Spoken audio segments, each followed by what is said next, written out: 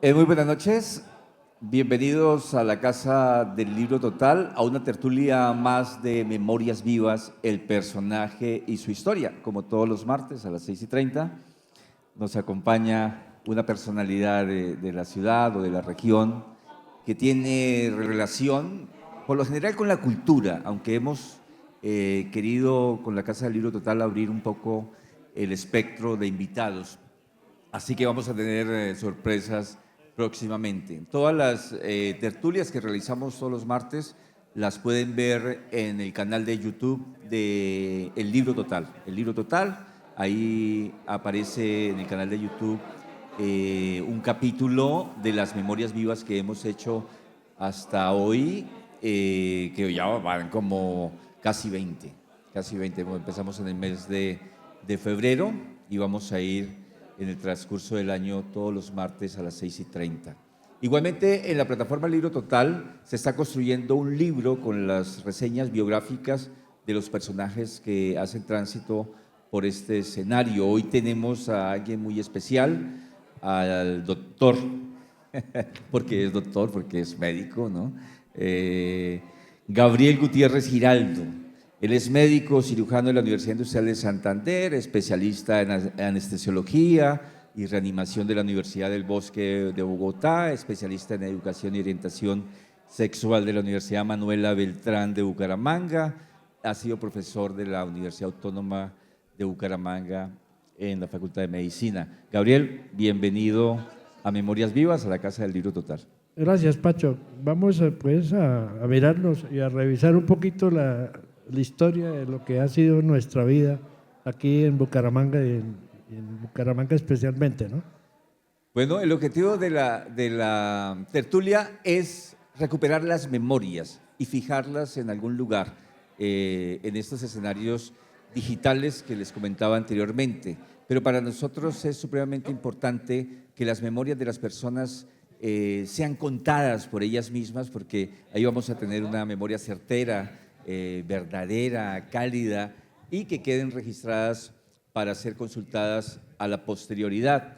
Así que, mi amigo Gabriel, empecemos por el principio. Ya sabe usted, porque usted es asistente asiduo a nuestra tertulia, cómo arrancamos la prehistoria del personaje, su prehistoria antes de que usted naciera, sus Sí. abuelos, sus bisabuelos, los primeros que llegaron a América. Bueno, empezando por los Gutiérrez, que llegaron aquí a Santander. El primer Gutiérrez que se conoce de la familia fue José Francisco Gutiérrez, que llegó de España. Había nacido en 1743, llegó como escribano a La Ceja y allí contrajo matrimonio con una dama antioqueña de apellido Arango, María Orfelia, que se llamaba, que había nacido en 1759. Tuvo varios hijos. Uno de sus hijos fue Julián, que vino a Santander por los finales del siglo XVIII y principios del siglo XIX a Mogotes. Vino a Mogotes porque llamaba la atención. Él era minero y su hermano José Francisco era también, también trabajaba en eso, pero tenía otra importancia el hermano, que era el padre de Gregorio Gutiérrez González. Julián llegó a Mogotes y allí contrajo matrimonio con una señora Avellaneda. De ella resultó Pedro Alcántara Gutiérrez Avellaneda, y de ahí nació Vicente Gutiérrez Zambrano, que fue el padre de mi padre. Vicente nació exactamente 100 años después de haber nacido el abuelo de él, Francisco. Francisco nació en 1743 y el padre de mi padre nació en 1843. Él se casó con una señora Martínez de origen español también, y que era más o menos de la descendencia de los Martínez de la región de San Gil y de Mogotes, y especialmente del Valle de San José. María del Rosario Martínez. Papá fue el cuarto hijo del matrimonio. el hermano mayor, Luis Eduardo, que a él lo llamaba mi segundo padre, él se casó muy joven con una niña de Mogotes, Irene Tapias, y formó la familia Gutiérrez Tapias, que predominaron sobre todo en San Gil y Socorro. Luis Eduardo fue uno de los constructores de la iglesia del Socorro, que él era ingeniero civil formado por las escuelas internacionales. Tuvo una hermana que casó con un hombre, un boyacense, y vivió en Tunja, y otro hermano que él no conoció, que se llamaba Linocleto, que murió muy joven porque iba hacia el campo que ellos tenían y habían incendiado la casa de unos abuelitos, y él se puso a auxiliar a los abuelos y a tratar de apagar el incendio. Hubo un aguacero muy fuerte, él se mojó después de eso y parece que murió de una neumonía.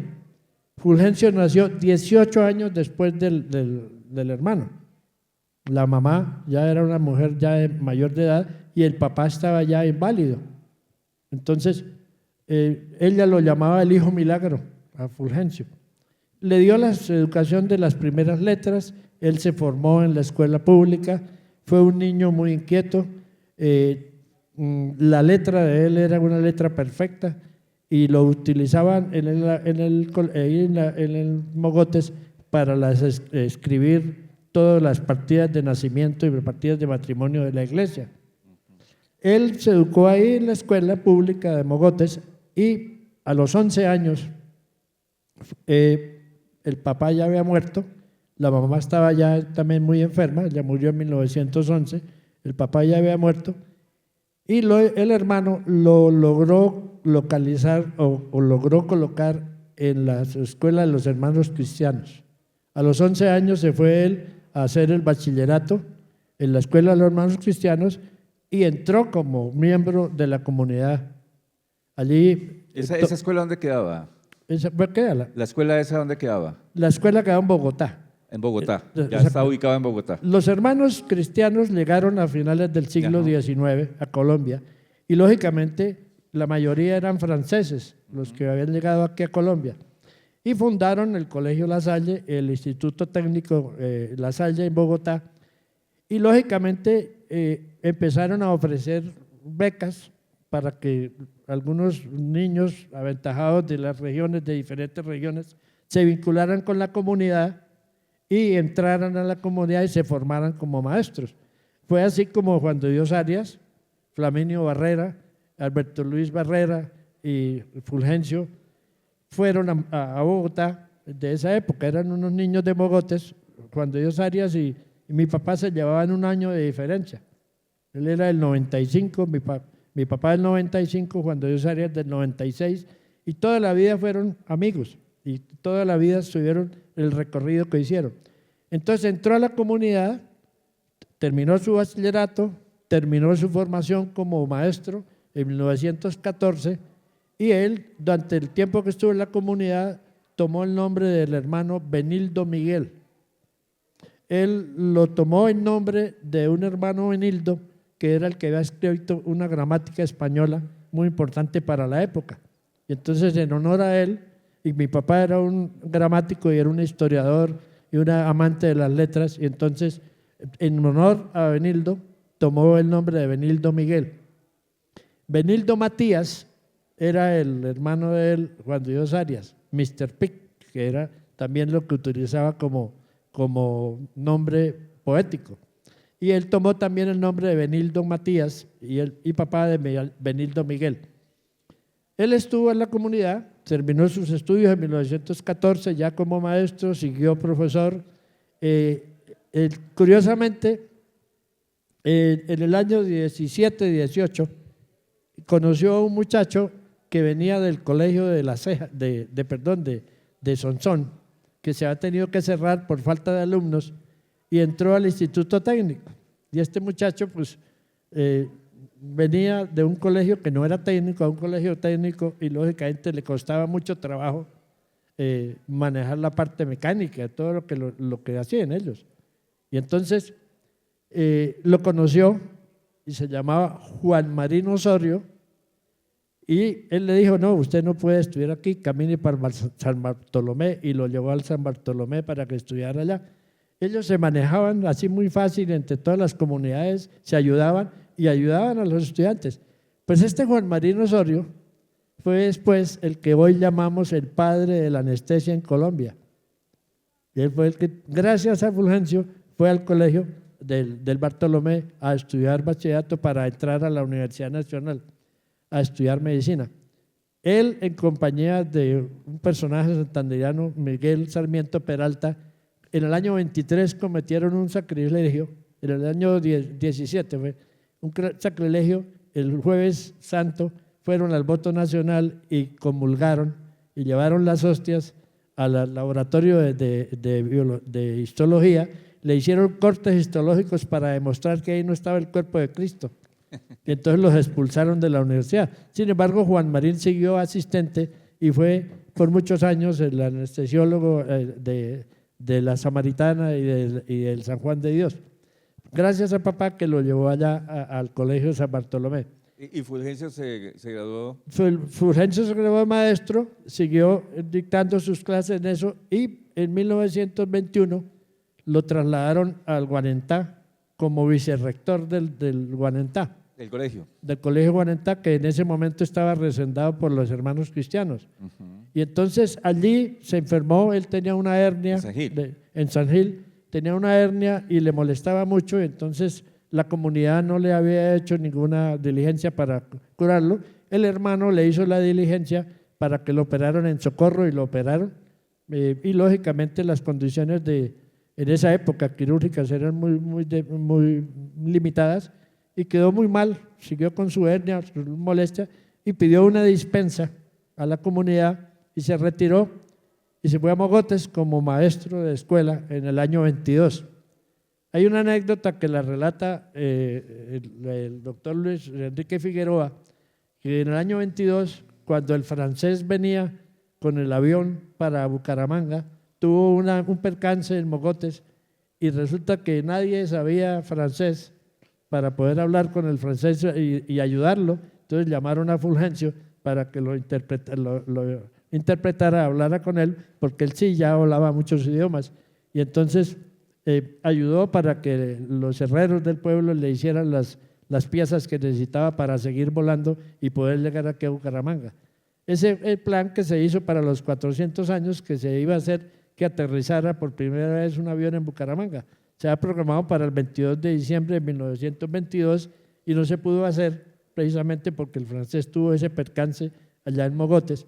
Pero después Camilo Daza pudo aterrizar días después en el potrero del Conuco, el primer avión que se trajo a Bucaramanga. ¿Donde quedaba el Gómez Niño?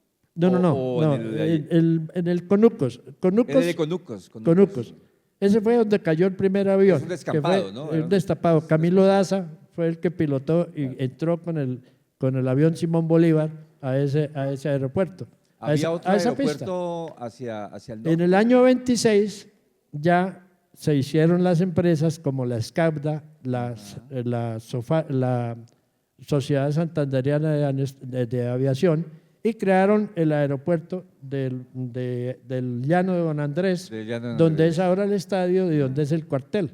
Sí, ese lo mencionó Gonzalo España cuando Exacto. estuvo por acá. Después de ese aeropuerto, cuando ya vino los famosos Juegos del año 40, que no se pudieron hacer el 40 sino el 41, trasladaron el aeropuerto al Llano de los Ordóñez en 1938, que en 1941 le pusieron el nombre de Gómez Niño en homenaje a Luis Francisco Gómez Niño, el famoso piloto nacido en Oiva, que participó en la Guerra del Perú, piloto de esa época. Y ahí nació, entonces ese es el tercer aeropuerto de Bucaramanga y el cuarto el aeropuerto Palo Negro. Entonces ese fue el sistema. Bueno, don Fulgencio estaba ahí y posteriormente lo trasladaron de vicerrector al Colegio Universitario de Socorro. Allá los estudiantes hicieron huelga y pidieron que lo destituyeran porque don Fulgencio era protestante, por lo que se había retirado de la comunidad religiosa. Entonces de ahí pasó a Zapatoca, hasta el año 26 estuvo en Zapatoca de profesor y en el año 27 el gobernador de esa época lo trajo como secretario privado de la gobernación. Aquí estuvo dedicado también a la docencia en la Escuela de Artes y Oficios, en la Escuela Nocturna de Obreros y de Mujeres y de profesor también en el Colegio de La Merced, que se ha fundado en 1915 por Elena Arenas Canal.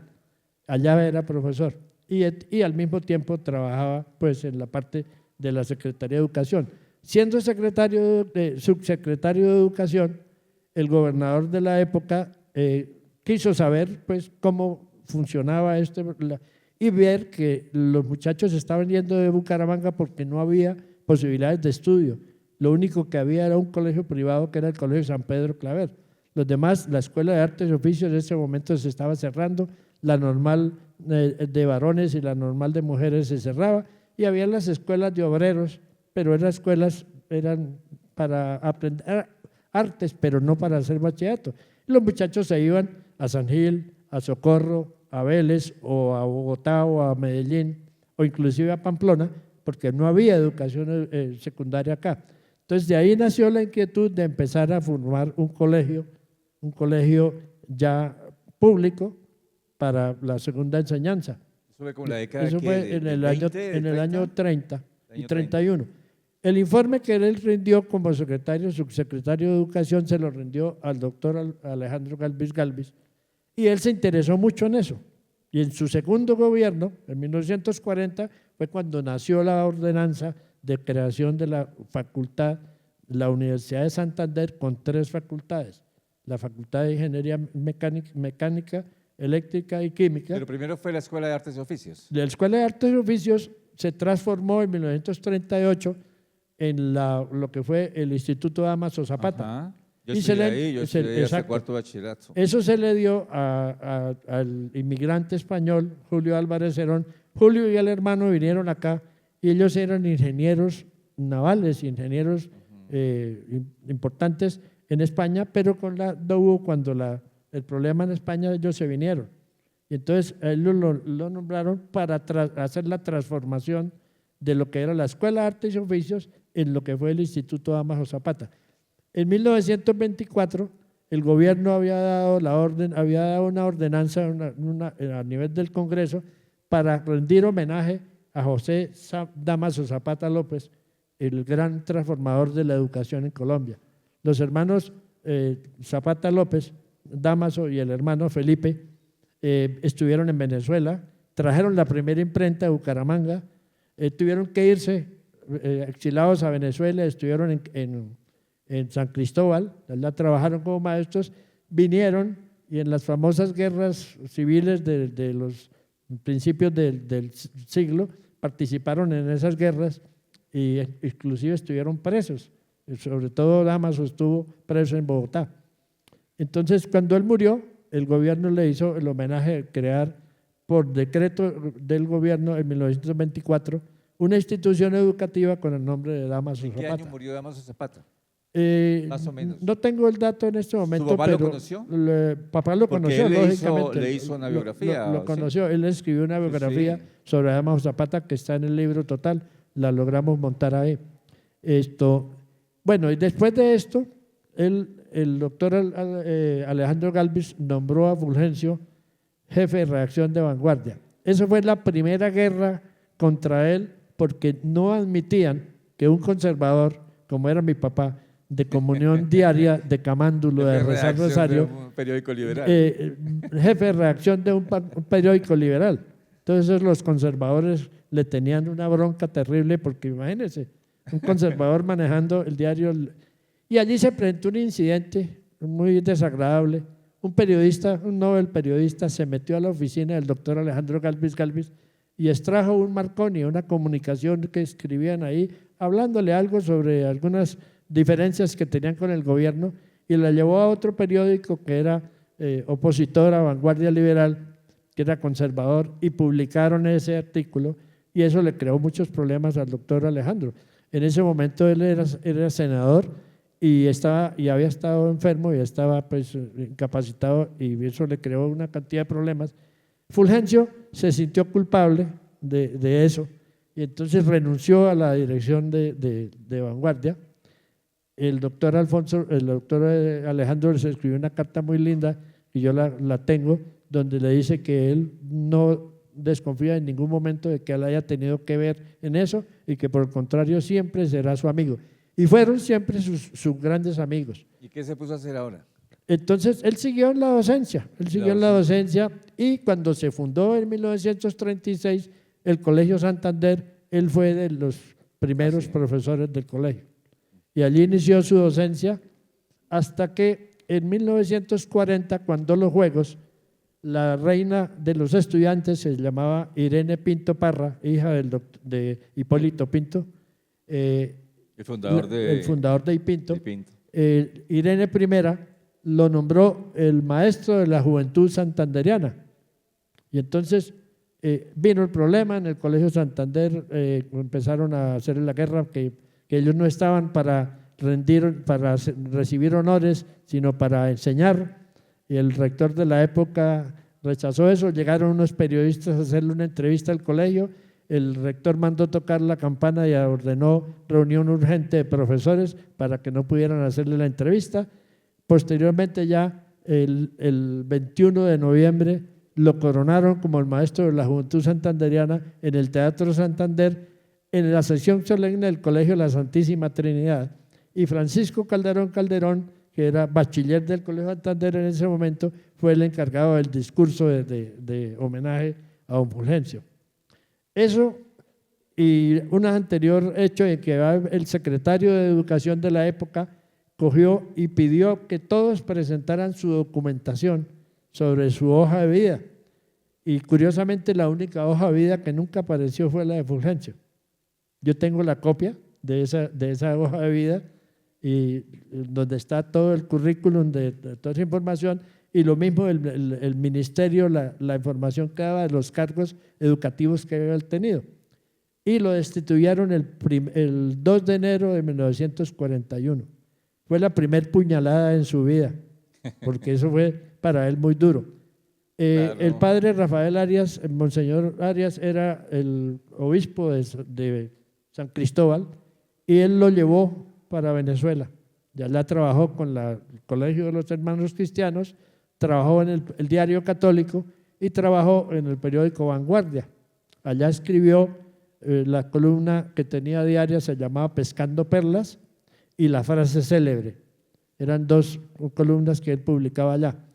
Y allá hizo periodismo, hizo educación y todo eso, hasta que vino el gobierno de Rómulo Betancourt, que era izquierda, y entonces salió corriendo. Los amigos le dijeron: Fulgencio, váyase porque lo van a coger preso a usted, porque por conservador. Por godo, pero eso es recontra godo, ¿sí? De misa diaria. Y entonces el doctor Aníbal Arias Filiz era el rector del Colegio Santander en 1946-47, tuvo una crisis de profesores, y entonces cuando supo la situación de Fulgencio, le escribió, le mandó un Marconi y lo hizo venir. En el 47 al Colegio Santander, de donde lo habían sacado, que funcionaba ya en el Parque Antonia Santos, perdón, en el Parque Centenario. Allá volvió él al Colegio Santander. En el antiguo Colegio del Pilar. Ahí fue el colegio. Cuando el Colegio San Pedro se cerró, cuando entregó el edificio lo arreglaron y adecuaron, porque inicialmente el Colegio Santander empezó a funcionar donde había sido la Escuela de Artes y Oficios, y estaban en muy malas condiciones, y las clases se hacían en el Teatro Peralta, y después se pasaron a la 19, y allá se montó también la biblioteca departamental y la asamblea. Allá en eso se montó el colegio, y allá se hicieron todas las actividades del Colegio Santander hasta 1959, cuando se trasladó a la sede actual que tiene en la calle Novena con 25. En el 49, cuando se creó la universidad, se crearon las facultades menores, que fue el Colegio Santander y el Tecnológico. Y los profesores del Colegio Santander fueron nombrados por el rector de la UIS, el doctor Nicanor Pinzón Flores. El doctor Nicanor no estuvo de acuerdo con la coeducación, y en el 49 el Colegio Santander se volvió mixto, y el obispo de la época dijo que eso era un pecado y a las niñas que entraron al colegio las excomulgaron por haber entrado a un colegio masculino. Eso fue todo un problema. ¿En qué momento aparece Gabriel? Bueno, yo nací, y mi papá dice que fue lo único acto indebido o ilegal que hizo en su vida fue su último hijo. Yo ¿Ese es el nací, último? fui ensamblado en Venezuela, nací en Venezuela y criado en Bucaramanga. Mira. Y nunca quiso que yo figurara como venezolano. Cónchale, amigo. No que yo quisiera que fuera como Eso venezolano. lo tenía bien escondido, ¿no? Y me hizo traer a Bucaramanga para que me bautizaran y me registraran nacido acá. Ajá. El 9 de abril del 48, ¿Nació usted en el yo seno nací del gobierno de en el 1 de Rómulo enero del Gallegos? 47, nací en San Cristóbal, en un distrito que se llamaba Pedro María Morantes, en San Cristóbal, en una casa que antiguamente había sido una gallera y después fue una clínica. Allá fue donde yo nací. Y en el 9 de abril del 48, mamá venía conmigo para Bucaramanga, ya se venía ella, papá ya estaba acá desde el 47 y se vino para Bucaramanga y la cogió el 9 de abril en Cúcuta.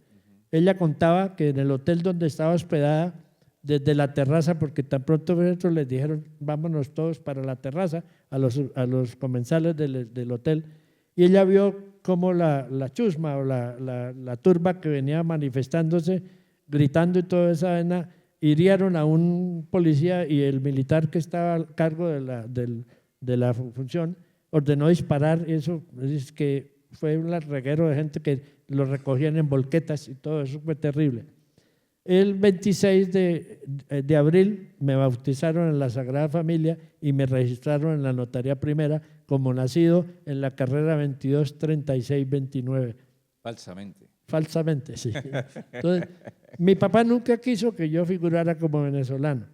En alguna oportunidad alguien me dijo, saque su cédula venezolana. Le dije, pues yo toda la vida he estado en Bucaramanga, sigo siendo nacido en Bucaramanga y por honor a él y respeto, yo no me voy a poner en esas pendejadas.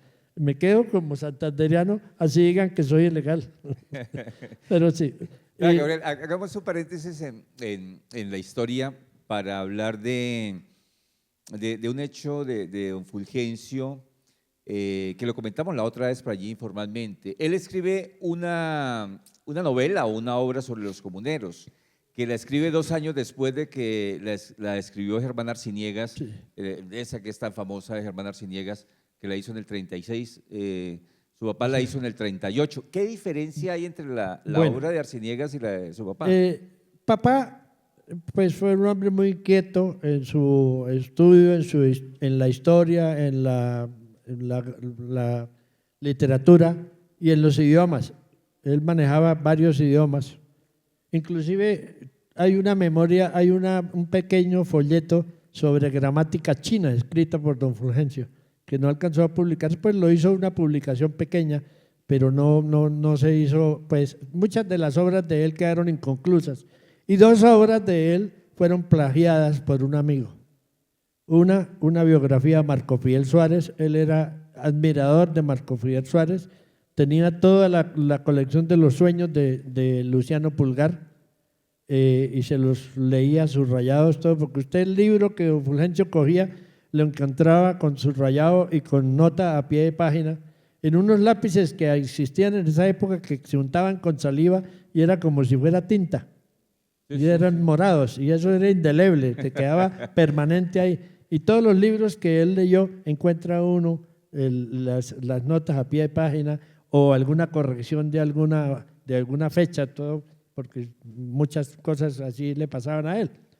Él se presentó a un concurso de tierra nativa con una obra que se llamó Núñez Poeta.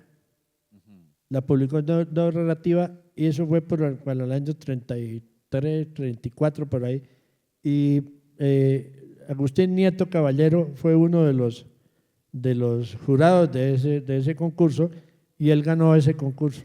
Entonces publicaron Núñez Poeta, después publicó Guillermo León Valencia, César Casas Medina, una cantidad de trabajos que hizo sobre eso.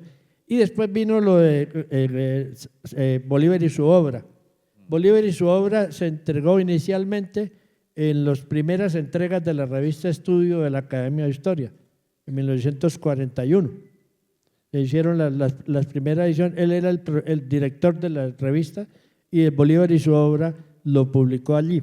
Después de eso se publicó en la imprenta departamental, fue premiada la obra en la época en que se quería crear la cátedra bolivariana. En los colegios se quería enseñar a Bolívar y se creó lo que llamaban cátedra bolivariana. Entonces el libro de Bolívar y su obra de don Fulgencio fue premiado para ese concurso de la escogencia del texto para la cátedra bolivariana y lo publicó en la revista Estudio en los primeros números. Después de eso fue cuando publicó Galán y los Comuneros, que fue la polémica con Germán Arciniegas. Cuenta esa vaina, que a mí me interesa porque la polémica de él era yo eso. hice un montaje sobre la obra porque encontré el texto de Arciniegas, pero no encontré el del libro de Arciniegas. Él pues defiende a Berbeo, sí, y Fulgencio lo ataca. Dice que Berbeo fue un traidor que regaló al movimiento y que vendió a José Antonio Galán. Pero a mí me quedó la sensación, sí, con Arciniegas de que Berbeo era un traidor. Pues en algunas partes lo enfoca como que traidor y en otras partes lo pasa como luchador. Entonces, un jugador de naipes, exacto, o sea, lo describe Arciniegas. Sí, entonces ellos tuvieron… Que la que tenía plata era la mujer. Exacto. Y que él se lo había birlado completamente en el juego de los naipes. Sí, y entonces ahí tuvieron su polémica. Cuando Jaime Luis fue nombrado director del ICFES, Germán Arciniegas, ya un hombre mayor, nonagenario, sí, asistió al acto y estábamos ahí todos reunidos con mamá y mamá llevó los libros de Fulgencio Santander y sus municipios, Galán y los Comuneros, Bolívar y su obra, Aurelio Martínez Mutis, y los entregó a Belisario Betancourt, que era el presidente que lo había nombrado a Jaime Luis director del ICFES. Y nos dijo, Germán Arciniegas dijo, es el momento de reivindicar a Fulgencio y de pedirle excusas a usted, la familia, porque yo fui duro contra Fulgencio, pero después de ya me di cuenta que Fulgencio tenía razón. Entonces él ya reconoció un poco que la obra de Fulgencio tenía el valor. Logramos colocarla… Prometo que me la voy a leer para contrastarla. Logramos colocarla ya en el libro total, porque sí, no estaba. La vi, está en el libro total. Lo hicimos en el libro total. Yo traté de recuperar esos libros que no estaban publicados acá. El doctor Gómez Gómez logró hacer la segunda edición de Galán y los Comuneros a través de la Caja Agraria en 1981, 82 por ahí, cuando se la publicó la Caja Agraria, que fue la segunda edición. ¿Esta obra de Cervantes y el Quijote en Santander, en qué está enfocada? ¿De qué trata? Eso fueron los 400 años del Quijote. Entonces, varios autores santanderianos escribieron sobre el Quijote en Santander. Y entonces, don Fulgencio escribió también el libro ahí. Como en los próceres santanderianos también hay el Galán y los Comuneros, que es como un resumen del libro de Galán y los Comuneros. Entonces él es de José Antonio Galán en el libro de próceres santanderianos, que también está en el libro total, se ha logrado montar. Bueno, dejemos al gran Fulgencio ahí. Dejémoslo ahí y vámonos ahora con el gran Gabriel. El gran Gabriel. Que es un niño, ¿cierto?, que está en el seno de una familia donde hay un padre que es intelectual, que es maestro, que es escritor, que es una persona prestante y reconocida, que tiene buenas relaciones públicas en la ciudad, en la región, en el país, ¿cierto? Y Gabriel, el niño Gabriel, ¿dónde estudia? Bueno, el niño Gabriel, como nace en Venezuela, se lo traen aquí, es el niño inquieto, el niño callejero, el niño protegido de don Fulgencio, él el consentido de don Fulgencio. Yo logré convivir con mi papá 6 años. El 1 de enero de 1953 yo cumplí los 6 años y el 2 de enero murió papá, el del 53. Por eso les decía que el primer apuñalada se le han pegado el 2 de enero del 47, del 41, cuando lo destituyeron como maestro y tuvo que irse para Venezuela. Eso le dolió mucho a él y lógico después murió acá. Tuvo problemas cuando volvió al colegio en el Santander y en el año 52 se tuvo que retirar del colegio porque no estuvo de acuerdo precisamente con los problemas que estaban presentando allí en el colegio con los profesores. y había algunos actos de inmoralidad dentro del colegio que él no aceptó. Y entonces se retiró y el doctor Jorge Sánchez Camacho, que era el fiscal de la época, lo nombró secretario de la Fiscalía en 1952. Y decían, o dicen, que por primera vez la Fiscalía estaba al día cuando entró Fulgencio como secretario de la Fiscalía.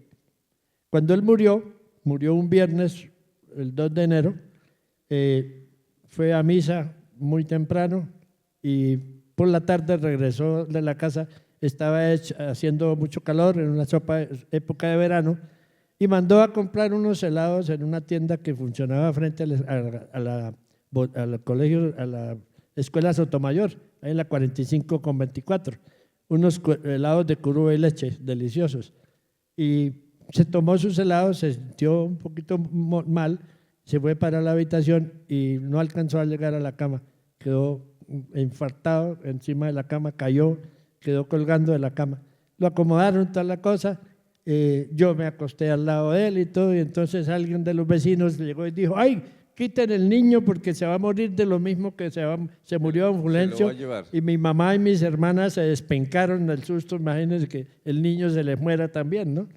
Vino el problema con ese inquieto del niño en ese jugaterreta y que con el abuelo era eso, y empezaron a llegar los exalumnos y la gente, toda Bucaramanga, era la calle 45, 24, 28, la casa que todavía existe. Claro.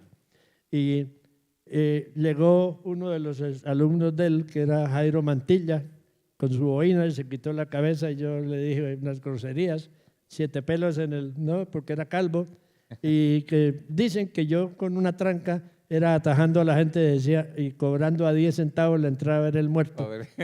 Y entonces cogieron conmigo y con el perro y nos metieron en el último cuarto de la casa y nos echaron candado, allá nos estuvieron.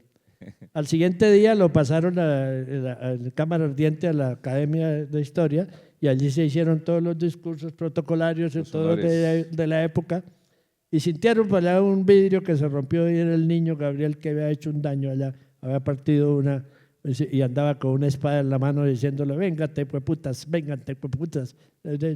Bueno, di guerra. Pero la cosa es desde pequeño, o sea, no es de ahora. Di guerra. Bueno, y bueno, después de eso vino la situación de la familia, pues la muerte de papá. En esa época pues no había ninguna solución de trabajo, de cosas para las mujeres. Mamá puso en su casa un gallinero y entonces vendía huevos y gallinas, y en la casa todos los domingos se comían espaguetes con pollo y sopita de arroz de gallina delicioso, porque allá teníamos gallinero en la casa. Nosotros íbamos a comprar los elementos de la cosa, un almacencito que había en la 37, entre 17 y 18, que se llamaba Almacén Avinco, que era de un señor Pilonieta, papá de un amigo mío que anda por acá, don Eduardo Pilonieta. Lo han mencionado, pero porque ¿quién estaba? Bretón, lo nombró Bretón también. Era amigo de ese señor, ¿cierto? Y se la pasaba montando zancos. Y ahí el señor montaba zancos. En Avinco, y se la pasaba fisgoneando por las ventanas de los segundos pisos. Eso lo contó Bretón acá. Avinco se conseguía todas las cosas para entonces incubadoras, jabolitas, ella crió pollos y todo, y así vivió. Y cuando entró el gobierno de Rojas Pinilla, nombró ministro de Educación a Lucio Pavón Núñez, y Lucio Pavón Núñez le dio una beca, una pensión a don Fulgencio de 150 pesos, que se los consignaban en el Banco Popular, cuando eso quedaba en la 15 con 35, ahí frente al TIAC. Ese edificio todavía existe, ahí hay un almacén de ropas, era el Banco Popular, y allá le consignaban los 150 pesos a mamá durante la época del gobierno de Rojas Pinilla. Cuando cayó Rojas Pinilla, pues se acabó esa beca para ella. Nosotros, mis hermanos, pues la diferencia era muy grande. La diferencia con Jaime Luis son 7 años y con mi hermana mayor eran 14 años. Muchísimo. Entonces yo era el menor 7 años. También fui como el hijo milagro, porque ya mamá era una mujer de 38 años y papá un hombre de 52 años cuando yo nací. Entonces dicen que él sentía celos porque él pensaba que no era de él. y que para que no tuviera duda, nací igualitico a él, digo, la misma cara, ¿no? Entonces, Aurelio Martínez Mutis, cuando me conoció recién nacido, dijo, pucha, si es la misma cara del viejo. No creo que haya hecho, la misma jeta tuvo que haber dicho. Sí, ¿Cierto? Eso de la misma cara no se usaba en aquel entonces, ¿sí o no, doctor Pilanita? una vez vino de Aurelio Martínez, venía desde Europa y entró a Venezuela a saludar a don Fulgencio y llegó al diario Católico preguntando por el doctor Jabalí. Le decían, aquí en Santander le decían el doctor Jabalí porque le sacaban la piedra para verlo, para rebuznar y hacer cualquier cosa. Los estudiantes y la gente que convirtió con él cuenta muchas anécdotas de él. Una fue la de Mario Hernández Prada. Mario Hernández Prada fue alumno de mi papá y resulta que estaba en clase y papá se quedó en la parte donde se paraban en una cosa alta, quieto, y él estaba haciendo una pintura y de pronto cogió y guardó lo que estaba haciendo en el cajón y ya se bajó y le dijo, ya terminó Hernández, y entonces muestre lo que hay de decir, y era una caricatura que le había hecho a don Fulgencio. Le dijo, lo espero a la salida en la sala de profesores. ¿Cuántos años tenía Mario ahí? Pues Mario estaba estudiando en el colegio, estaba ¿Bachillerato? bachillerato. Ah, no, estaba grande ya. Y dice Mario que él dijo, me echaron del colegio, imagínense, si Por esa eso. vaina me van a echar del colegio, don Fulgencio. Bueno, también cuando llegó allá a la oficina del salón de profesores y estaban todos los profesores, le dijo, Hernández, siga. Eso le temblaron las piernas, dijo, entró allá, lo paró y después sacó el papelito y le dijo, les presento el mejor caricaturista que han hecho en mi vida, la caricatura.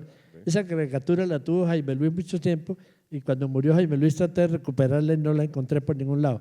Lo pintó de un cuerpo chiquito con su bastón y cabezón, porque él era cabezón, entonces lo pintó así, la caricatura que le hizo Mario. Dice Mario que le volvió el arma al cuerpo y pudo ver. Entonces le decían doctor Jabalí porque le sacaban la piedra a toda hora para oírlo pelear.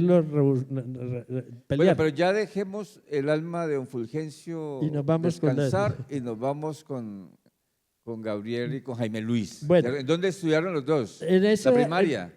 Yo empecé en la kinder en el Colegio de la Presentación.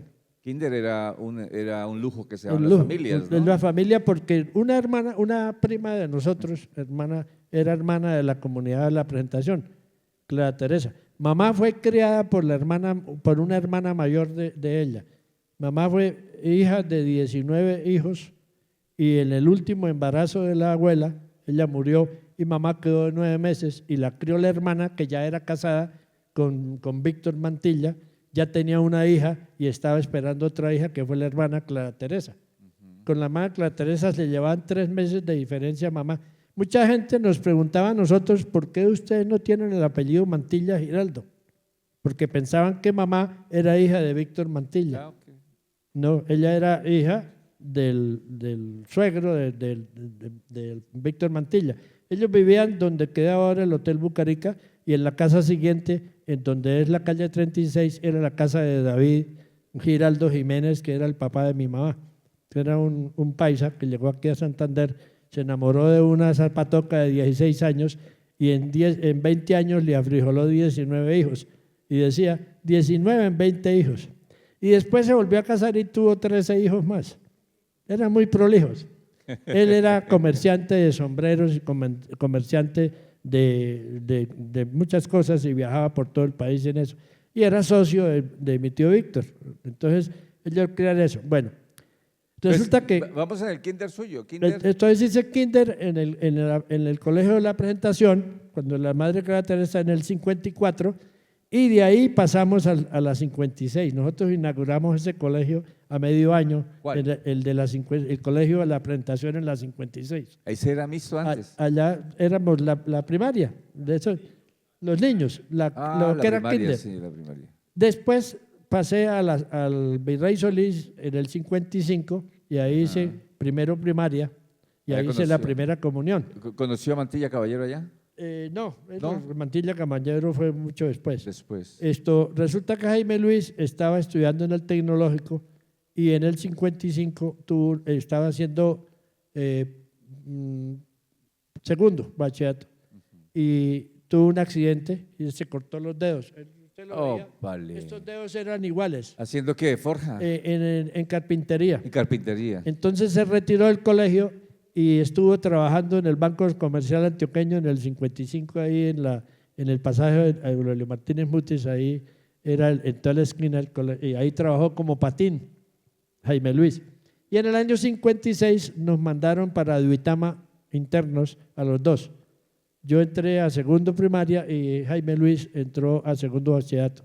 Allá hizo segundo y tercero bachillerato, 56, 57, y en el 58, 59 y 60 se vino a Santander y ahí se encontró con Alejandro Galvis Ramírez, que fue su amigo de toda la vida y su hermano del alma, porque se quisieron mucho, igual como se quisieron don Fulgencio y el doctor Alejandro Galvis Galvis. Claro. Fueron íntimos amigos, se quisieron mucho, se respetaron extrapolaron mucho, la relación. y la generación pasó también con Jaime Luis a eso.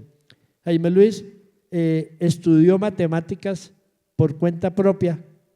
Resulta, en los libros que mi papá había estudiado en las escuelas internacionales matemáticas, eran 4 libros que tampoco los logré rescatar a la muerte de Jaime Luis, que eran de aritmética, álgebra, geometría y trigonometría, 4 tomos. Y él de estudiante hizo eso. Y cuando entró al Colegio Santander, tuvo un profesor español, Carmelo García, y en una de las clases, Jaime Luis le dijo: profesor, el planteamiento que usted ha hecho de la clase es válido, pero es muy largo, hay un método más sencillo. Entonces le dijo: Gutiérrez, pase y hágalo. Llegó y en 2, 3 pasos hizo el ejercicio y le dio el mismo resultado. Y entonces digo: ¿y usted por qué sabe tantas matemáticas? Y entonces le digo: porque yo estudio con unos libros que estudió papá. Le contó toda la historia, toda la casa. Y Carmelo decía: yo soy Carmelo García, profesor de álgebra y trigonometría. Hombres como yo no nacen, y si nacen no se crían. Y decía: pero al único que le tengo respeto es a Jaime Luis Gutiérrez, que fue capaz de, siendo un estudiante de 4º bachillerato, corregirme. Y yo no admitía, porque el viejo era fregado. Entonces ahí terminó su bachillerato en el Santander y entró a la universidad a estudiar ingeniería mecánica. Mi hermano había terminado, mi hermano mayor, Eduardo, había terminado en el 59 la ingeniería mecánica, y Jaime Luis entró a hacer ingeniería mecánica. Ajá. Eduardo se fue a Suecia, se especializó en centrales termoeléctricas y llegó en el 62, hizo el montaje de Termocipa y Termopaipa y Termobarranca. Él fue el que estuvo en eso. Estuvo profesor de la universidad y posteriormente se fue a la Universidad de Medellín, Antioquia, y a la Pontificia Bolivariana. Jaime Luis terminó en el 66 su carrera y al otro día de haber terminado la carrera lo nombraron profesor de la universidad. Entonces fue profesor de física. Después ellos organizaron con un grupo de profesores y amigos y los recién fundada el Colegio INEN con Óscar Muñoz y con Américo Copete, hicieron un programa en la Universidad Santo Tomás de educación e investigación universitaria. Ellos mismos la dictaban y ellos mismos la organizaron y ellos me hicieron eso y crearon el primer curso prácticamente de educación y formación universitaria. Se me acaba de venir un recuerdo, porque yo estudié en la UIS Ingeniería de Petróleos y sonaba, ¿no? Es decir, que sobre Jaime Luis le decían Coche Luis, ¿sí? En la UIS le decían a Jaime Luis Coche Luis, pero o sea, Coche Luis es que muy fácil, no, coche fúnebre. Era Coche Luis porque pues era muy madre con los estudiantes. Yo he tenido la fama toda la vida de ser el… No, la fama no era, era difícil pasarle a José Luis. De ser el jodido de la casa. A Jaime Luis, física. Resulta que un estudiante fallaba a clase seguido y pues perdía la materia por fallas. Y el tipo fue y le dijo: uy, doctor, no me vaya a hacer ese daño, páseme la materia porque yo si no sigo estudiando, mi papá no me da esto. Y fue y le lloró allá todo, pero el muchacho no asistía a clase ni nada. Y Jaime Luis estaba en una crisis que qué hacía con ese muchacho, qué pobre muchacho, qué tal. Y me consultó, me dijo: mano, ¿qué hago? El muchacho no va a clase, pierde por fallas, pero va y me dice que tiene problemas. Le dije: maestro, usted no puede permitir que un sinvergüenza de esos se gradúe, porque el día de mañana cuando cometa errores, dice: no, que como a mí el doctor Jaime Luis no me enseñó eso, Dijo, pero ¿cómo lo voy a hacer ese mal? Le dijo, le toca que lo haga. Le costó trabajo ponerle el cero y perder por PFU, salir de la universidad, porque le costaba mucho trabajo hacer eso. Entonces Jaime Luis fue profesor de la UIS, luego fue rector de la Él UIS. fue rector de la Fue UIS. subdirector de Vanguardia. Él estuvo con Vanguardia, él siempre con esa amistad con Alejandro. Sí, pero alcanzó a ser subdirector de Vanguardia. Fue subdirector de Vanguardia también. Estuvo prácticamente como haciendo el mismo recorrido Fulgencio, el miembro de la academia. Él es uno de los fundadores de ITAE. Él fue fundador de ITAE en esta casa, Fue fundador de ITAE precisamente. en esta casa. Esta casa era la casa de la familia Navas, los Navas, y él sí. se casó con Bertica, que vivían acá. Entonces, cuando doña Carmen se pasó a vivir a una casa en Cabecera, la casa quedó desocupada y ellos fundaron a ITAE. Aquí se fundó ITAE. Eduardo Sierra Barreneche y Jaime Luis organizaron el Instituto Técnico de Administración de Empresas, que se llamaba Instituto Técnico. Ellos habían sido, Jaime Luis también había sido profesor de la UNAP, antigua SAP, era que se llamaba antiguamente.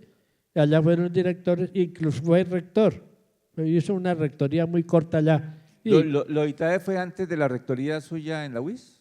Sí, lo de ITAE fue antes de la rectoría. La rectoría él fue en el año 83 a 85. Cuando él estaba rector, crearon la especialidad en anestesiología y reanimación y otras especialidades. Yo intenté entrar a eso y el día que empezaba la carrera, Jaime Luis se posesionó. Y entonces me llamó y me dijo, mientras yo sea rector, usted no entre a la universidad a hacer su especialización. Y el doctor Vázquez… ¿Y por qué? ¿La razón? Y el doctor Vázquez, que era muy amigo nuestro y que yo me había formado con él en la universidad como estudiante y practicaba la anestesia de estudiante en el hospital, éramos muy amigos, conocidos, que hemos sido vecinos en la 22. Cuando yo me presenté a esto, me dijo, esto es para los que no tienen trabajo. Y no es eso, usted tiene trabajo, ya yo trabajaba de anestesiólogo en la clínica La Merced, anestesista, porque hay un colega que dice que yo daba mejores anestesias cuando era anestesista que cuando me volví anestesiólogo.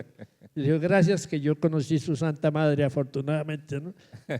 Entonces, él me hizo retirar de eso para evitar algún comentario que se presentara a eso. Los profesores, ya mi hermano mayor se había ido para Medellín y los profesores de la Facultad de Ingeniería Mecánica le dijeron, Jaime Luis, tráigase a Eduardo nuevamente. Y le propuso. Y Eduardo le dijo, mientras usted sea rector, yo tampoco piso la universidad, ¿no? Jaime Luis hizo una rectoría relativamente corta. Él entró, lo nombró el doctor Sedano rector, fue muy bien aceptado, lógicamente con algunos choques. El siguiente gobernador tenía un hermano que trabajaba en la universidad y tenía un contrato de 5 octavos. Y entonces le pidió el favor de que se lo subiera a tiempo completo para que se jubilara. Tenía 59 años y ya entraba a los 60 para jubilarse. Jaime Luis dijo, yo no puedo hacerle ese daño a la universidad. Dijo, ¿lo nombra o lo destituyo? Dijo, le renuncio. Y Jaime Luis renunció en el 85. Prácticamente no alcanzó a cumplir los 2 años de su mandato por eso, porque le exigían que nombrara a ese profesor tiempo completo. El siguiente rector lo nombró y no le sirvió para nada porque se murió antes de los 60, entonces no pudo disfrutar de la jubilación, que era lo que quería, ¿no? Sí, en esa situación. Yo no estuve en el gobierno de Jaime Luis. De Jaime Luis, ¿no? Yo llegué en el 85, justo cuando él ya salía, estaba yendo, pero quedó en el ambiente, el operativo de Coche Luis. Él siguió después como profesor, siguió en la parte de profesor de física. Tuvo mucho que ver también con la creación de la Facultad Era un buen profesor de Historia y de Música. Sí. Él fue el creador prácticamente, pues no el creador, sino que en el gobierno de él fue cuando se creó el Festival de Piano. Un día llegó el maestro Hillera y le dijo, tengo una locura. Dijo que hacer un festival internacional de piano.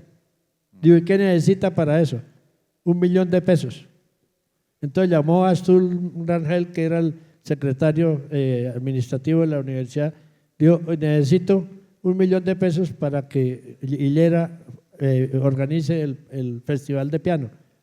Y por la tarde le dijo, ya los tengo. Entonces llamó a Hillera, le dijo, mire, aquí está la plata, organice su festival de piano. Y ahí nació el festival de piano con el maestro Hillera y la plática que se hicieron eso y consiguieron, y ahí se mantiene.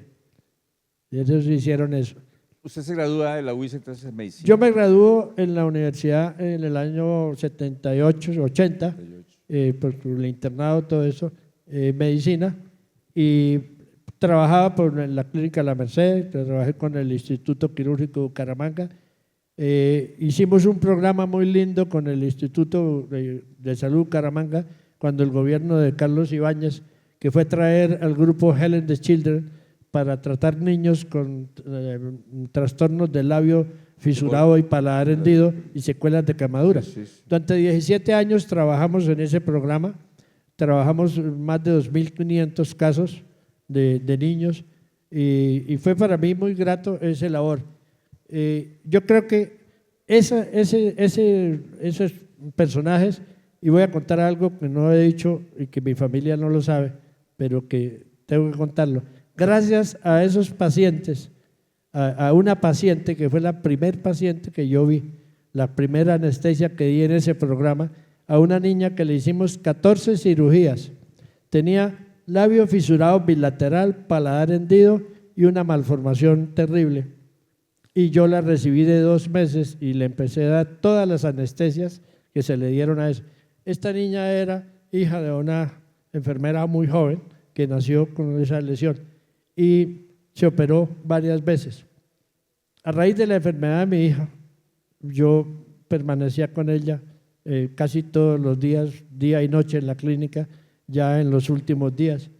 Y un domingo, pues mi hijo me reemplazó a mediodía para que yo saliera a descansar y a comer algo para poder volver a la noche y seguir. Yo permanecía con ella ahí en los días en que prácticamente estaba ya muriendo. Salí destrozado, vuelto nada, y llegué a cuarta etapa, tipo 3 de la tarde, y pedí una comida ahí en Mercagán. Me senté en un rinconcito oscuro allá afuera. Yo estaba deprimido, una depresión que yo creo que si no me aparece ese ángel, a mí me hubiera pasado algo grave. Cuando de pronto escucho una voz que dice, mire quién está aquí.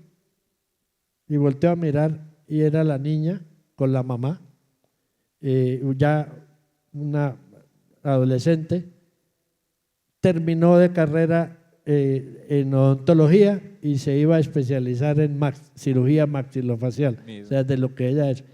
Hermosa.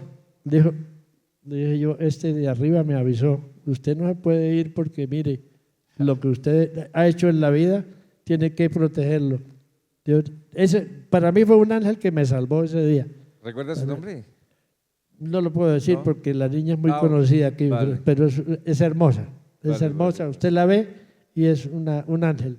Y no creería la historia. Y no creería la historia, porque claro. sí, se le nota algo, pero muy, muy leve lo que tuvo, pero el resto, muy bien. En ese trabajo yo me sentí muy realizado, verdaderamente con esa actividad. Tuve problemas con algunos colegas, porque me decían que por qué me metía yo en esos programas, que todas cosas. Había cierta discordia con un grupo que hacía lo mismo o cosas similares en el Hospital González Valencia.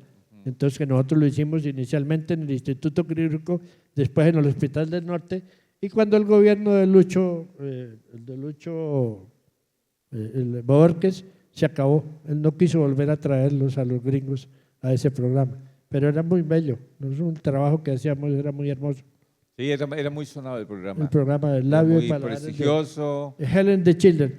Ellos venían, todo lo traían ellos, los medicamentos, los suturas, los anestésicos, sí, todos los elementos. A cada niño le regalaban las cosas.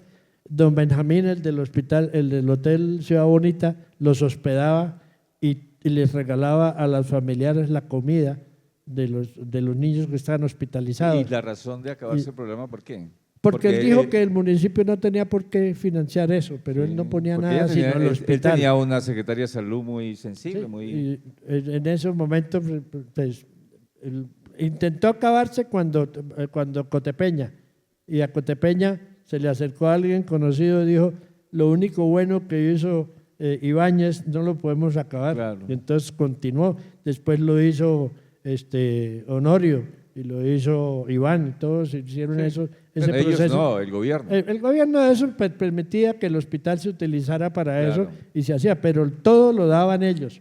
Ellos venían en sus aviones propios de la Fuerza Aérea Norteamericana, venían y les traían Eso era noticia todos los años. Yo había intentado tener la visa americana y resulta que no me la dieron, me la negaron. Una vez fuimos 11 médicos a pedir la visa y nos la negaron a 9.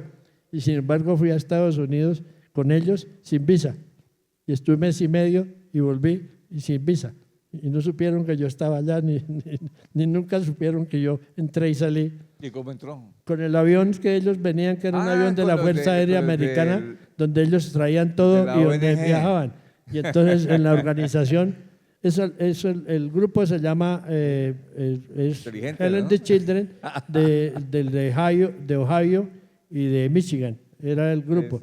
Y estuve en Boston un mes y medio en ese paseo, sin visa. Bueno, Gabriel, cerremos con tus libros.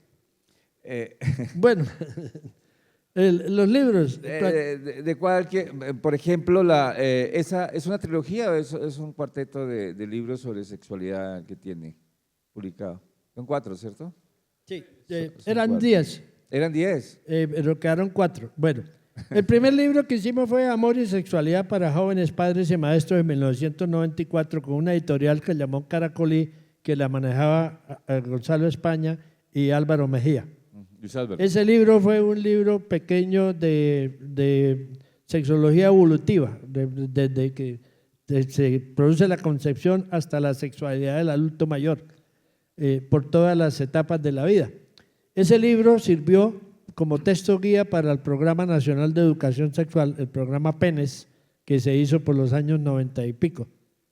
A raíz del episodio de Venta Quemada, donde la profesora les explicó a los niños que habían visto un toro y una vaca copulando, les explicó el fenómeno de la reproducción, la suspendieron y entonces se tuteló. Cuando eso nació la tutela, entonces se creó la Sociedad Colombiana de Sexología y nos organizamos en Paipa para crear el Programa Nacional de Educación Sexual que se llamaba PENES. PENES, P-N-E-S, PENES, okay. Plan Nacional de Educación Sexual. Y eso nació, de ahí nacieron los programas de educación sexual en la UIS, la educación sexual en la UNAP, en la Manuela Beltrán y en la Santo Tomás. Y se crearon para los maestros, para formar eso. Pero fue bombardeado por los jesuitas y por el grupo eso, porque ellos no estaban de acuerdo con ese programa de educación sexual y en el año 99-2000 desapareció. Nosotros hicimos unas cartillas sobre sexualidad que fueron, la primera, el síndrome del pene aburrido sobre la impotencia, el síndrome del pene arrebatado sobre la eyaculación precoz, esta noche no, mi amor, sobre la frigidez y la primera vez. Fueron unas pequeñas cartillas que hicimos. Eran con dibujo y todo. No, solamente el tema, el dibujo en la portada. Ah, sí, puro texto. Se publicaron en el libro total cuando eso era SIG Editorial, que funcionaba ahí en el centro Chicamocha. Este programa del libro total prácticamente todavía no estaba en mente de Álvaro. En ese entonces era SIC en el medio. Era SIG en el medio. Y Yo escribía ahí en SIC en el medio. Se hicieron las cartillas. Después, las otras 6 cartillas siguientes, alguien me dijo, hombre, salgamos del medio, porque es que Bucaramanga es muy limitado, vámonos a Bogotá y montemos la tarde. Y nos fuimos para una editorial y allá la presentamos y les llamó mucho la atención y pues no se firmó ningún documento ni nada. Y las cartillas aparecieron después al año siguiente en una feria del libro en Cali con otros nombres. Y allá murió eso. En la una se llamaba Lo difícil que es dejarla, sobre la masturbación. Otra vez Cariño, sobre el ritmo y frecuencia sexual. Está contenta su persona, sobre el placer sexual. Y eran otras las cartillas. El plan que habíamos iniciado acá en el SIG era 10 10 cartillas y los hicimos eso. El problema de las cartillas y de publicar los libritos es una cosa muy, muy grave. Cuando hicimos el libro de Amor y Sexualidad para jóvenes, padres y maestros, el costo del libro valía 3.000 pesos. Y entonces lo vendíamos a 3.000 pesos y todo el mundo, hombre, regálemelo. Regálemelo. Dije, no, pero es que me costó hacerlo. ¿Pero qué son 3.000 pesos? Y sí, pero es que si yo le regalo a usted 3.000 pesos, 6.000, 9.000, 10.000, me arruino porque me costó trabajo mandarlo a hacer. Y entonces publicar era muy difícil.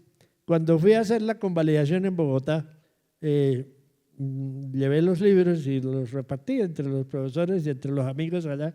Llevé 150 libros de las cartillas que había hecho de cada una y repartí. Y entonces la Universidad del Bosque me dio la oportunidad de trabajar en el tema de la sexualidad humana en el programa de medicina familiar.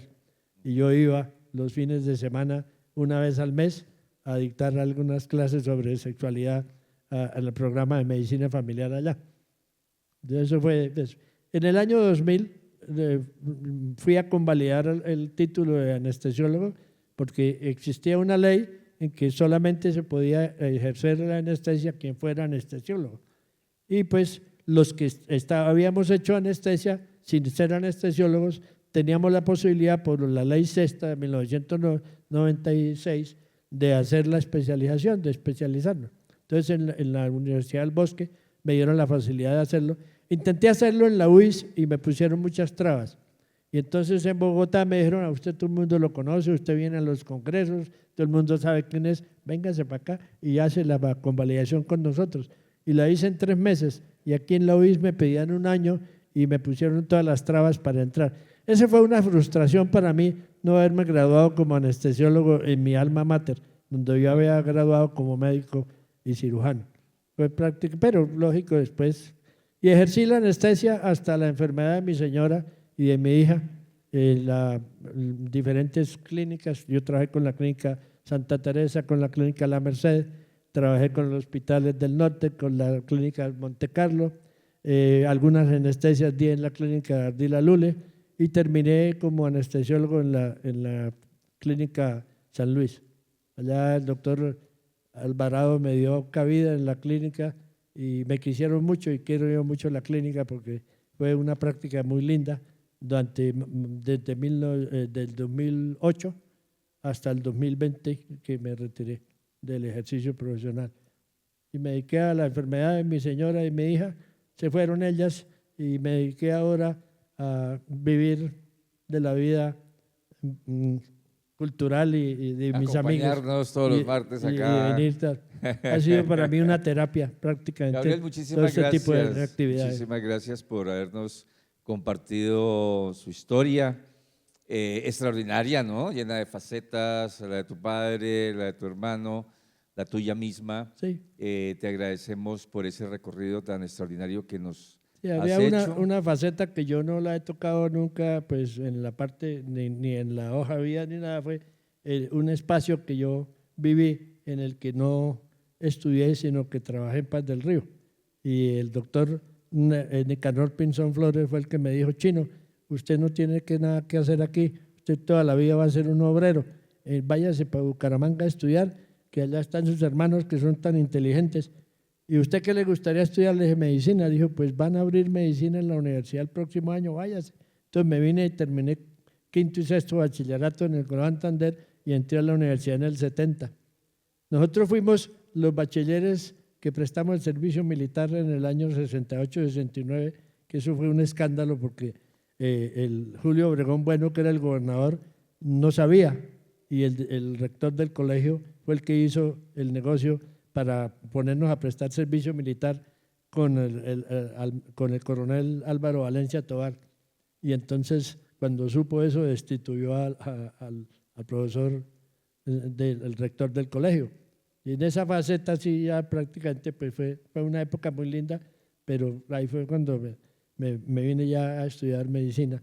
Él decía que cuando yo terminara me fuera a trabajar con Paz del Río, pero en el 75 le entregaron la salud al Seguro Social, que era propia de la empresa, entonces yo ya no tuve chance de eso, pero seguí aquí, me quedé en Bucaramanga y aquí permanecí todo mi ejercicio profesional. ¿Y has sido feliz? Ya he sido feliz, sí, me siento muy realizado. Yo creo que si volviera a vivir, volvería a hacer todas las locuras que hice y volvería a estudiar medicina. Y me Muchas casaría gracias. con la mujer más hermosa que yo he podido conocer. Gilma me acompañó durante 47 años, ininterrumpidos. Nunca tuvimos problemas, fuimos una pareja muy feliz. Fue una ¿El mujer, apellido de ella cómo era? ella es Serrano Barco, ella era de Piedecuesta, ¿Serrano Barco? Barco. Ella era de Piedecuesta y hija de Serranito, el famoso visitador de alcaldías de la gobernación de Santander, Héctor Serrano Martínez. Él prácticamente fue alcalde de 85 municipios de Bucaramanga. Cada vez que había un conflicto con un alcalde, mandaban al abuelo Héctor para que solucionara los problemas allá en los pueblos. Era un hombre muy práctico y muy querido y me acogieron mucho en su familia. Y Gilma fue indudablemente el motor que me llevó a mí, que me apoyó en todo. Todas las cosas que yo hacía, hágale.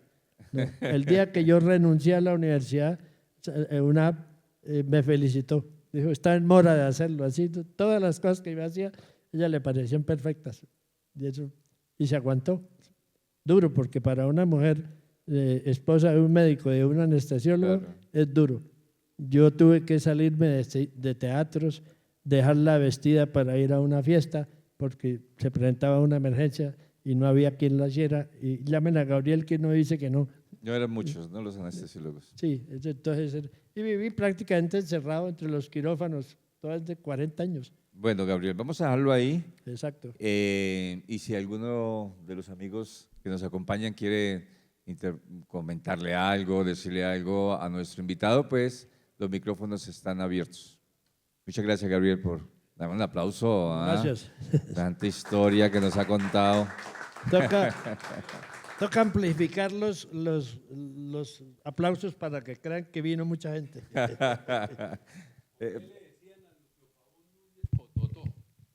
No sé, yo no le conozco pues la historia de Lucio Pavón Núñez, excepto de que fue pues copartidario de mi papá, porque ese era un godo de recontracalcicante del norte de Santander. Y quería mucho a mi papá, pues lo respetaba y lo conocía y por eso lo dio ese apoyo que le dio a mamá cuando la muerte de él, ¿no? Bien.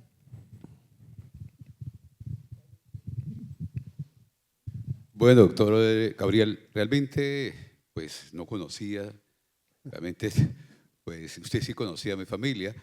Yo vine a conocerlo a usted no hace mucho tiempo, aquí en la Academia de Historia de Santander. Yo le veía a usted como un historiador, una persona anecdótica, una persona que conoce bastante Bucaramanga. La otra faceta, como sexólogo, como médico, sí, no la conocía, sí tenía comentarios, sí, y lo conocía usted con referencia al doctor Jaime Luis Gutiérrez, también un historiador, aparte un buen escritor, un profesor, lo mismo que su papá, pero me sorprende esa memoria tan brillante que tiene usted para recordar con detalles, ¿sí? Y además toda la cronología de sus padres, sus descendientes españoles, que muy poco las personas que se entrevista y que dé detalladamente esta parte. O sea, la parte, aparte de usted ser un buen sexólogo, un buen médico que ayudó, yo pienso que eso lo motivó a usted también para ser precisamente la parte de medicina, por su forma de ser. Pero me sorprende mucho la parte de historia, que usted conoce mucho Bucaramanga. Creo que también estuvo algo sobre las quebradas en Bucaramanga, creo 17 Sí, quebradas. eso fue lo que hice cuando me presenté a la academia con el trabajo de Bucaramanga y sus fuentes hídricas. Exactamente, eso me sorprende. Y la persona que haga algo tiene que investigar, porque ahí se centra la historia de Bucaramanga, esas 17 quebradas. Yo sinceramente lo admiro, lo aprecio sinceramente, como persona y también porque se ha investigado y en la parte humana.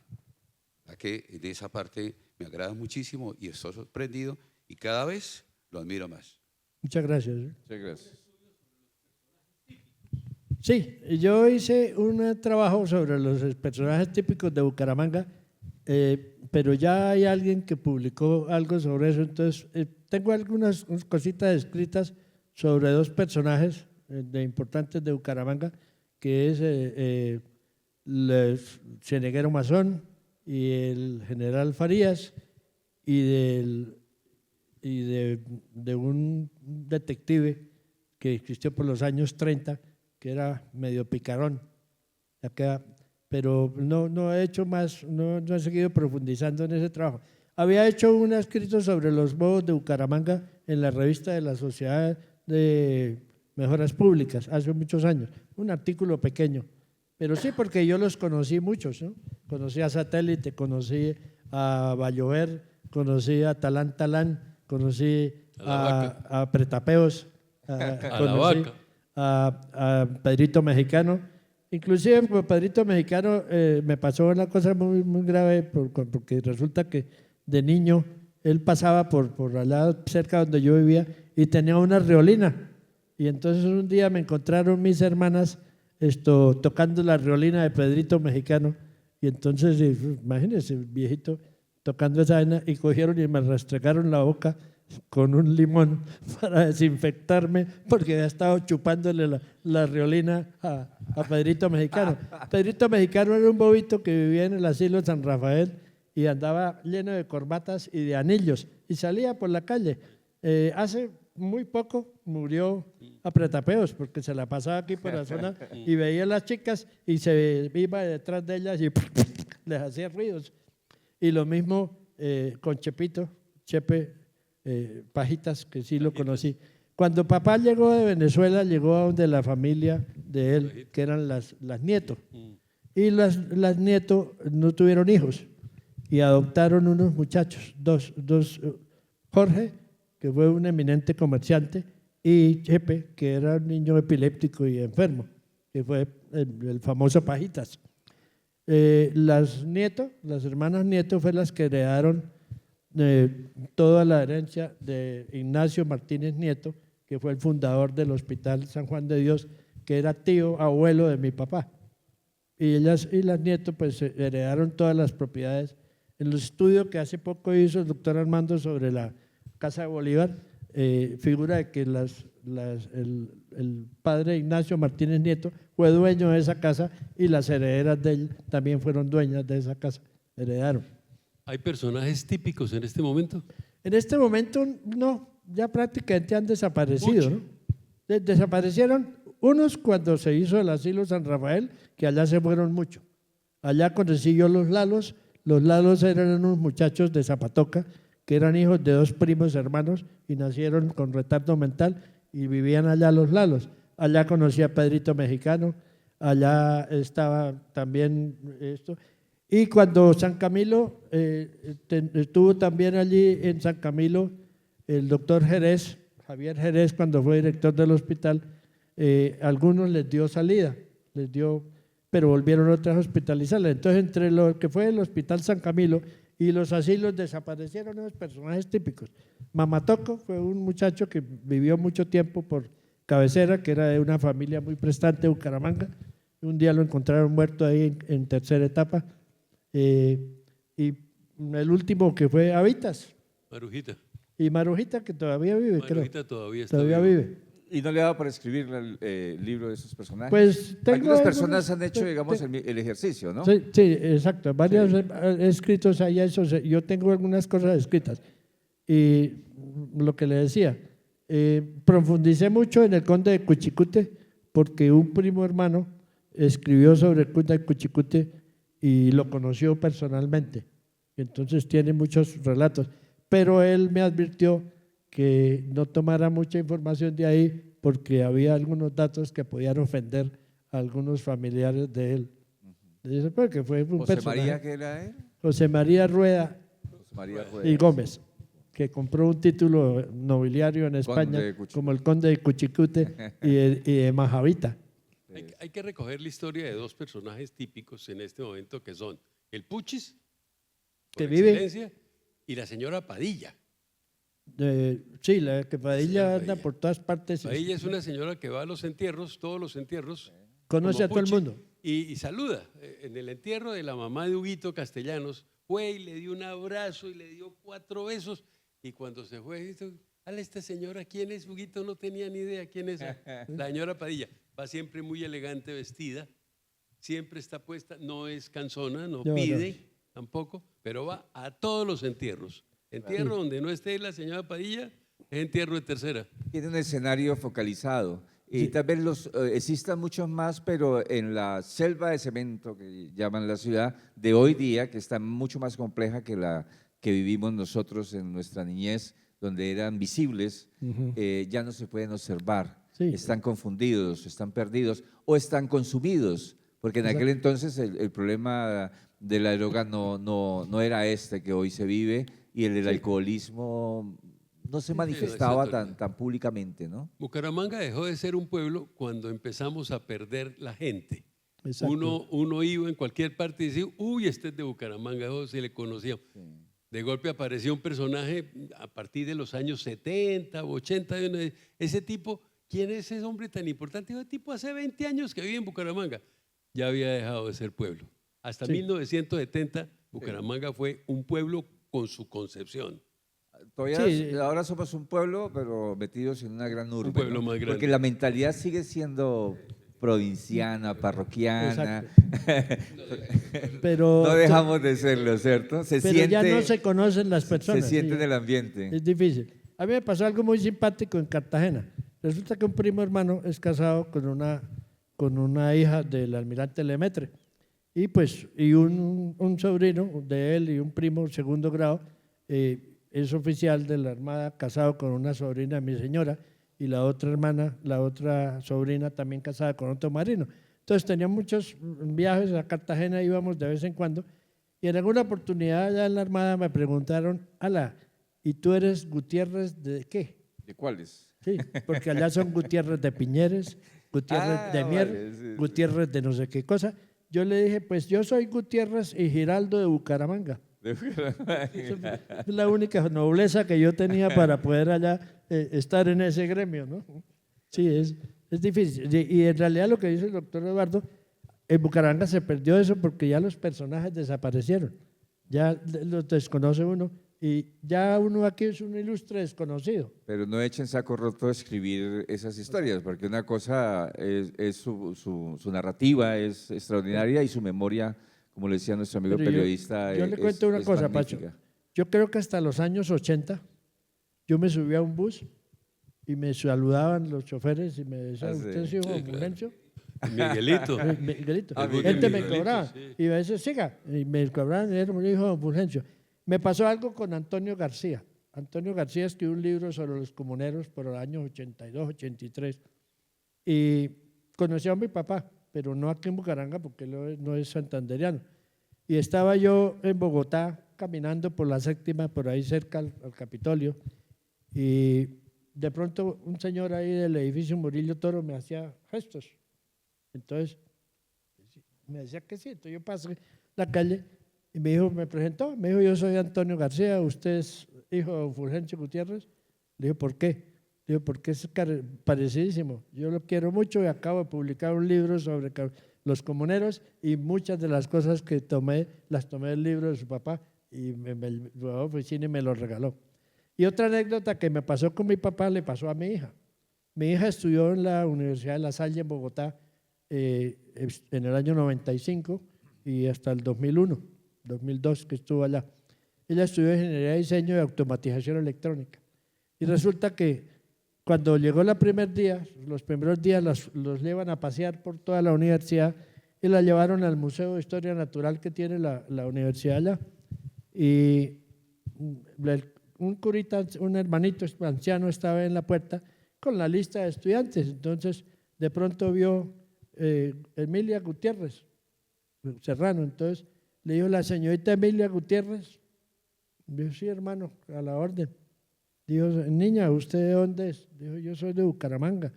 Dijo, ¿y usted no tiene nada que ver con José Fulgencio Gutiérrez?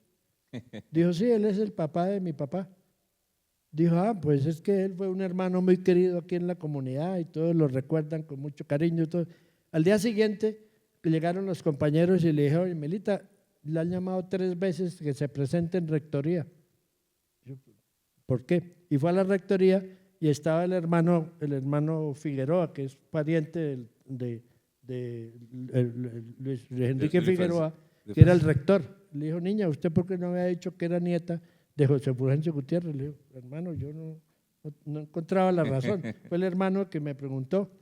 Digo, porque él fue un hermano cristiano y nosotros a los hermanos cristianos les tenemos cierta preferencia y la becaron con media beca durante toda la carrera. Qué bien. Por Bueno, haber sido heredera de un hermano. lo vamos a dar ahí. Muchas gracias, Gabriel. Eres muy generoso. Nos vemos la semana entrante. La semana entrante es muy particular porque se va a contar la historia de sistemas y computadores. Y la va a contar el doctor Arenas.